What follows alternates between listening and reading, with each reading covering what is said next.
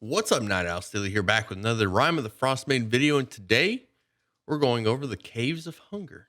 The Caves of Hunger is located beneath the Ragged Glacier, and the only way to access it is with the Rime of the Frostmaiden, which is found at Grimskala, which I covered in a previous video. On the way to that glacier, though, a couple of members from the Elk tribe and a couple of members from the Tiger tribe are going to have a prophecy about the party members adventuring to the Ragged Glacier. And the Elk tribe is going to show up to help the party while the Tiger tribe sets up an ambush. And this all takes place before the party reaches the glacier. Now, more than likely, Valen and Professor Scant are going to be around when the party reaches the Caves of Hunger, which is fortunate because Professor Scant turns into a sort of tour guide as the party explores the place. Professor Scant will act as a translator and will also give them details about Netherese itself and some of the other creatures in the cave. Speaking of which, let's talk about that vampire. Tekeli is a null vampire that has been trapped in the Ragged Glacier for some time. When the party reads the Rime of the Frostbane out and cracks open the Caves of Hunger, it releases Tekeli, who is now starving. Primary tactic is going to be sort of to harass the party, to sort of drain their resources. It can size them up pretty well so it knows that it might not be able to take on the party directly, but if it continues to poke them over time, it may be able to take them down. The party should encounter Tekeli several times in this cave. Now let's talk about a few of these caves' features. For one, the place is completely dark. The party is going to need either a light source or dark vision, one of the two. Sound also travels very quickly here due to the echoes, so every creature in here, party and enemy, will have advantage on perception checks related to sound. In a few locations throughout this cave, there's going to be these tunnels that were carved out by a Rimmeraz. Getting down them's pretty easy. They function like a slide, but to get up them, the party is going to need either some climbing gear or crampons, possibly magic. And the last thing about this cave is that it has a way of holding on and capturing psychic trauma. So every once in a while the party is exploring, they may come to an area that has a psychic haunting, which as a DM, you just roll on the table provided in the book. If the party uses the Rime of the Frostmaiden, it will create an opening in the glacier leading to Area 1. If there's any members of the Elk tribe present, they will stay in guard for as long as hunger will allow. Area 2 is the Crashed Sky Coach. Here the party will find a Netherese airship that was used to ferry people between floating cities. Any loud disturbances in this cave will cause the 4 flame skulls in Area 3 to come here and attack the intruders. The tunnel that leads to Area 5 has a 20-foot drop-off that's going to require a DC 15 athletics check to climb. If the party searches the wreckage of the airship, they're going to find 4 dead Netherese wizards, which are the bodies of those 4 flame skulls in Area 3. There's also an iron safe here that can be picked with a DC 20 Thieves tools, and this safe contains a bag of holding, some gems, and a ring of the ram. Area 3 is the flame skulls. There's 2 flame skulls west of Area 2, and there's 2 flame skulls northeast of Area 2. Area 4 is the Kobold Vampire spawn. This Kobold Vampire knows that it can't take on the party, so it retreats to Area 17 to rejoin with its group. Area 5 is the Icicle Drop. This area has 7 ice mephits clinging to the ceiling, hiding among icicles. Characters with 13 or higher passive perception can distinguish mephits from the real icicles. In combat, these ice mephits prefer to drop these icicles down on party members, requiring a DC 12 Dex save, or take 2d6. Area 6 is the Ruined Tower. This tower was built by Netherese spellcasters to help them gain their spell slots back more quickly. Any character who takes a short rest in this tower regains 1 spell slot of 3rd or lower at the end of that rest, and they can only do this once in a 24-hour period. Area 7 is the Rubble Strewn Cave. Other than being a potential location for Tekeli, there's nothing of interest here. Area 8 is the Arcane Eye Activator. Here the party will find a slab of stone with an eye carved in it, and the pupil is actually a button that will allow them to cast Arcane Eye. This spell will last for 1 hour or until the concentration ends, and this slab will give off an aura of divination magic if Detect Magic is used. Once the Arcane Eye is cast, the slab of stone ceases to be magical. Area 9 is the Golem Head. Here the party will find the head of an iron golem that was used as a sentry throughout Ithrin. The head can't attack or use its poison breath, and it cannot speak. This head effectively functions as a magic 8-ball, where the party will ask it a question and it will give them a yes or no answer, or an I don't know, based off how many times it blinks. Area 10 is the Toppled Spire. Inside this collapsed tower, the party can find a chest with a sliding bolt latch that's been frozen shut. Inside this chest are 2 superior potions of healing. There's also a hole in the floor in this area created by the Remoraz that is currently in Area 24. A creature that slides down this chute will gain enough speed to propel itself into the heated pool, which will provoke the Remoraz that is submerged in it. A creature can stop this from happening with a DC 15 strength save. Area 11 is the Den of Shadows. This area has 12 shadows that were born from those who survived Ithrin's crash. These survivors were driven mad by trauma and hunger, and they had to resort to cannibalism. Area 12 is the Curse of Hunger. This area contains the bodies of those that eventually became those shadows from Area 11. Terrible psychic trauma lingers in this cave, and it causes any creature that enters to feel intense hunger, even after they leave the cave. If a creature doesn't eat a handful of food right away, they're going to need to make Constitution saving throws or gain levels of exhaustion. Area 13 is the Icicle-filled Cave. This cave contains icicles that are described as more of a nuisance than an obstacle, and the party will also be able to hear the barking and yipping of kobolds coming from Area 17. Area 14 are the Ice Sculptures. These ice sculptures were carved by the kobold vampire spawn in Area 17 to kind of ward from intruders.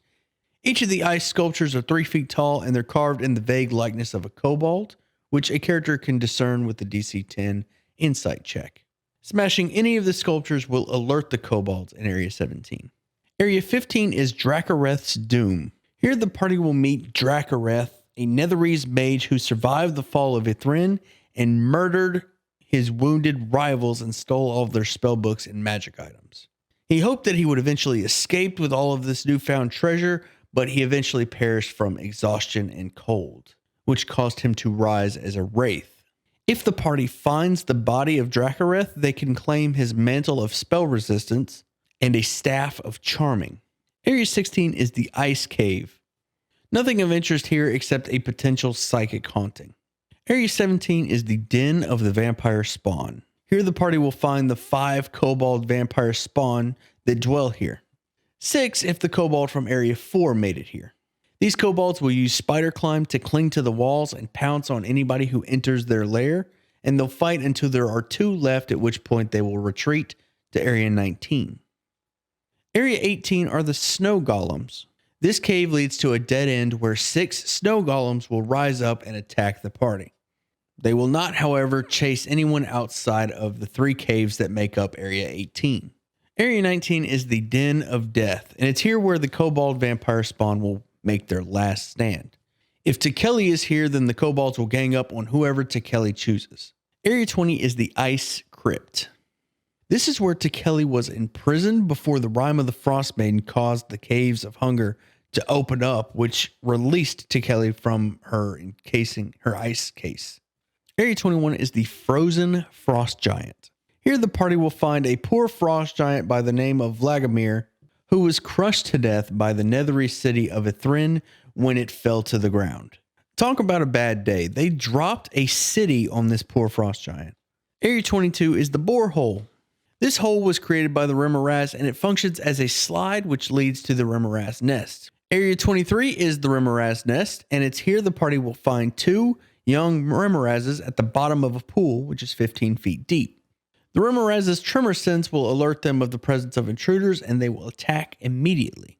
Without the body heat of the Remorazes, the pool's surface will freeze over in an hour, and after 24 hours, the pool will be frozen solid. There's also 6 unhatched Remoraz eggs here, which are valued at 500 gold pieces each. They won't hatch unless they are placed in a heated pool for a period of 4d6 days. Area 24 is the Remoraz Mother. Here there is a fully grown Remoraz coiled around a cluster of eggs which look like oversized snowballs. There is a young Remoraz submerged in the southern pool which will join the battle when its mother attacks the party. Area 25 are empty side caves. There's nothing of interest in these caves except for a potential psychic haunting. To the west there is a tunnel which leads down to the Underdark. Area 26 is an egg-shaped cave. This area could contain a psychic haunting, and there's also a slide which descends to Area 36. Area 27 is the West Observation Platform. It's here the party will find a group of drow that have been here for roughly 2 weeks, and they're planning to launch an expedition to the ruins of Ithrin. Area 28 is the drow outpost, and it's here that the drow mage Yilsebek is currently residing. These drow made their way up here from the Underdark Tunnel in Area 25, and they have no interest in sharing in any of the treasure from Ithrin. So they can't be reasoned with. They're going to want to take the party down so that they can go to Ithrin on their own. Area 29 is the East Observation Platform. Here the party will find 10 of the Frostmaiden's ice piercers, which cling to the ceiling. Over at Area 30, the party will find Vladimir's Spark. This area has a 25-foot long spear sticking out of the ground, and with a DC 23 athletics check, it can be pulled free. The first time a barbarian fighter, monk, or ranger touches the spear, Vladimir's Spark will bestow a supernatural charm on that character. Area 31 is the thing in the ice. Something beyond mortal comprehension exists partially inside this wall of ice. As this otherworldly entity peers into the cavern, visitors risk losing their sanity. Any creature that comes within 20 feet of the wall will get targeted by a Dominate monster, DC 15. If the wall takes 50 points of damage, large cracks form along the surface, and the alien entity will withdraw to a distant demiplane, never to return. As it withdraws, any Dominate monster spells it's currently concentrating on will end. Area 32 is the Mirrored Cavern. Every surface of this 20-foot high cave is polished to a mirror finish. Any ranged attack rolls made in this cave have disadvantage because of the disorienting reflections. Area 33 is the Watcher in the Walls. It's here a mummy dressed in tattered black robe, wearing a gold face mask, is trapped in a western wall and has no way to free itself from the ice. If the party releases this mummy, it will start making its way to the library in Ithrin. More on that in the Ithrin video. And it will completely ignore the characters unless they interfere with it. Area 34 is the City Debris. Here there is a cave with a potential psychic haunting, and there's also fragments of stone which make up pieces of Ithrin that have settled in the ice.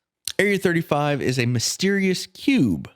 This stone cube is actually a spitting mimic, and if it's touched, harmed, or otherwise disturbed, it will sprout pseudopods and attack. Area 36 is the Frozen Grove. This grove of pear trees was enchanted by Netherese Arcanist to endure high altitude and harsh weather. The magic has enabled the trees to thrive even in these icy caverns.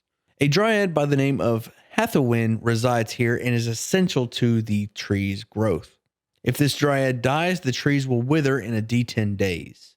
Centuries of isolation have caused this dryad Icewind to get kind of lonely. So any opportunity she has, she's going to try to strike up a conversation with the party.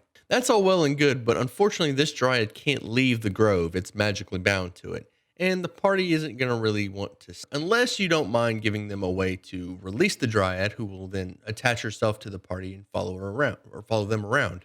And this could be with a remove curse, dispel magic. It's entirely up to you. Just go through a list of spells that may be able to free this dryad. It could be a whole nother side quest. Or you could really tug on the heartstrings at the fact that this party is going to have to abandon this poor dryad and this lonely dryad in the druid grove, or in this grove. And one quick note about these pears: if a party eats a pear, they're going to get a charm, which is listed on the table that you roll on to see what charm they get for eating a pear. If they eat too many, though, they will get sick, and they'll have the poison condition for the next 24 hours. Area 37 are Weird Insights. Here the party will find 4 Nothics who have taken refuge in this cave after following the Drow party from Ithrin. These Nothics are reluctant to provoke a well-armed group of adventurers, and they prefer to pick off lone prey, but if attacked, they will respond in kind. These Nothics can actually provide a great deal of information to the party, albeit it'll be a bit cryptic, but Professor Scant can translate what these Nothics are saying and drop a lot of hints about the upcoming chapter. Area 38 are more ice caves. Nothing of interest here except more potential psychic hauntings. Area 39 is the passage to Ithrin. This tunnel of ice cuts through the glacier for almost a mile before ending at the great ice cavern that contains Ithrin. More on that in the Chapter 7 video. And that's it for Chapter 6, The Caves of Hunger. I hope you enjoyed the video, and if you did, you know how YouTube works. Hit those buttons, leave a comment down below, Let me know what you want to see covered next here on this channel. And if you want to be a part of this D&D community, make sure you join the Discord, link in the description. Come by, ask questions, let me know what you think. And as always, I'll see you at sundown.